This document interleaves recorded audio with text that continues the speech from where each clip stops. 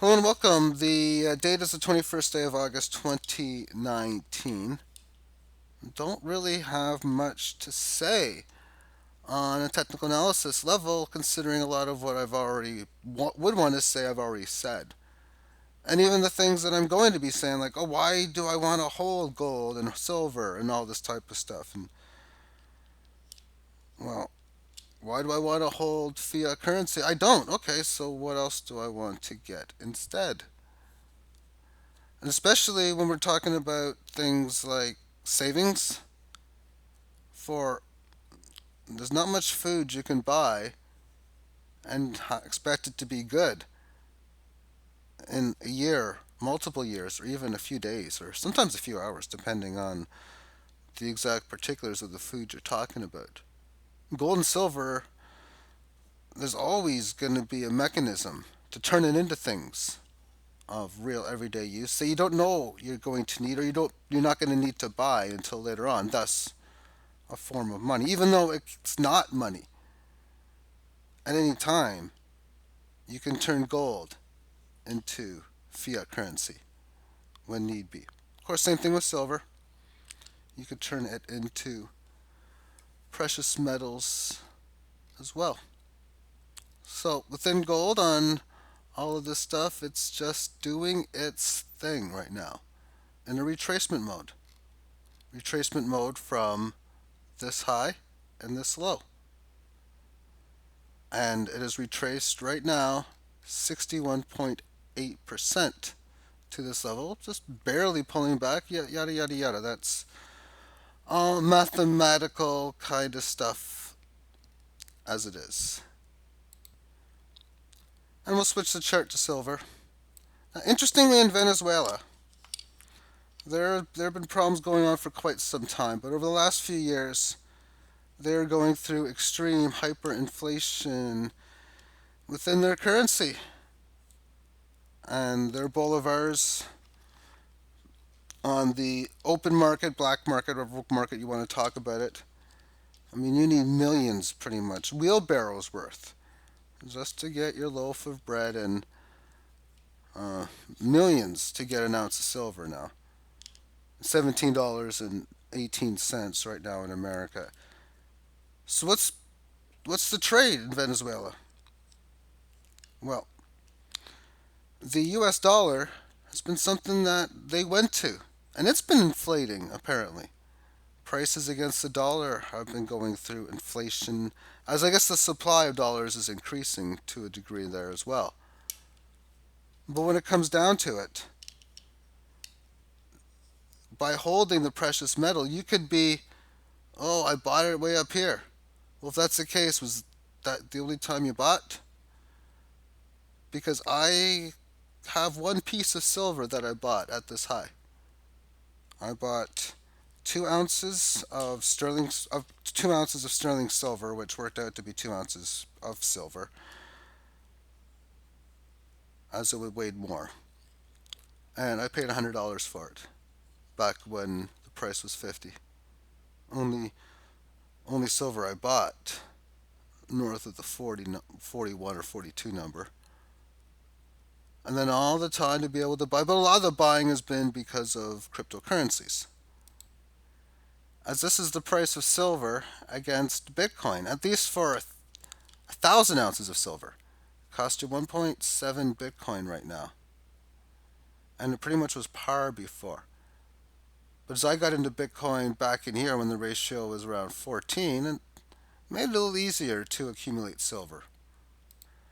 But if you look back and think of the ideology of in here, okay, I want to get into silver, and one person goes out and buys, I don't know, 100 ounces of silver, whatever number, that's not important.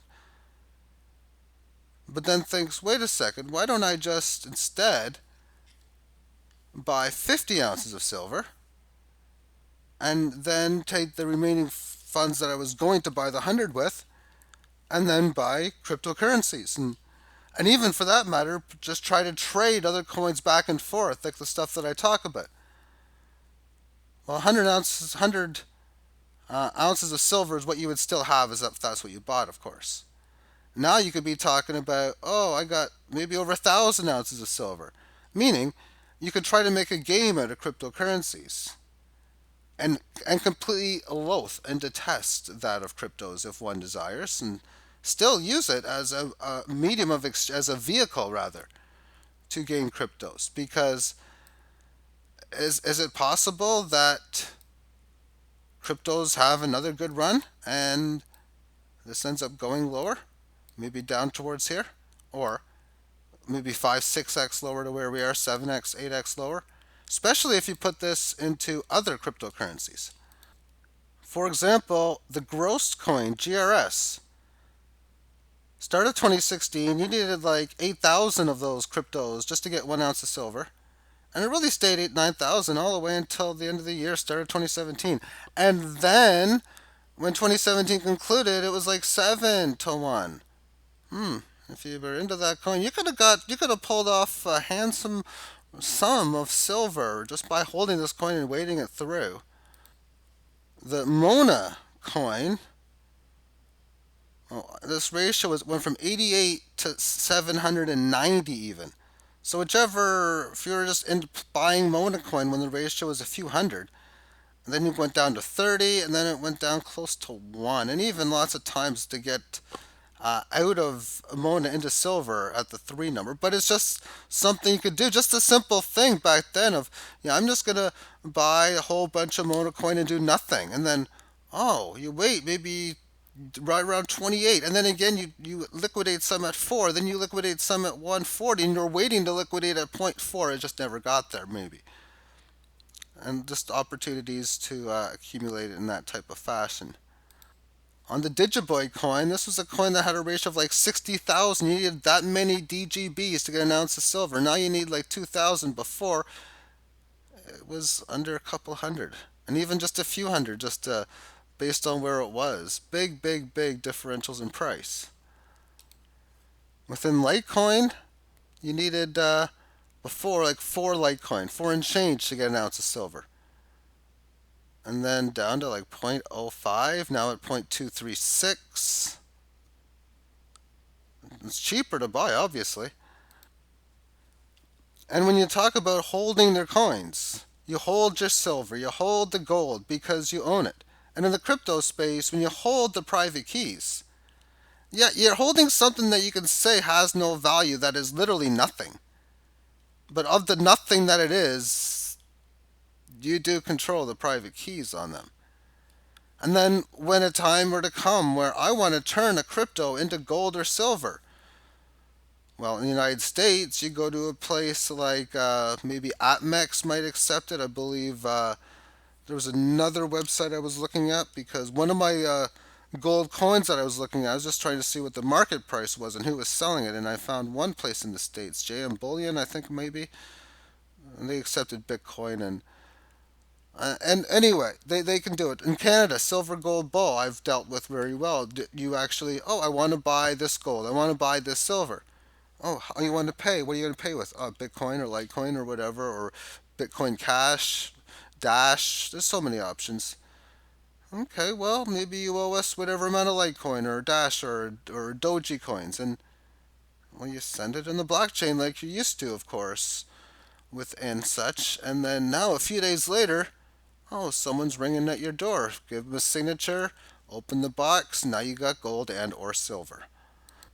And we'll finish this off within the gold to silver ratio. But if you're in a situation, and I look at just in a lifestyle, if you're having no problem going out to some sort of venue, going on some sort of vacation, buying this very expensive meal with all this type of stuff, and all that's fine and dandy.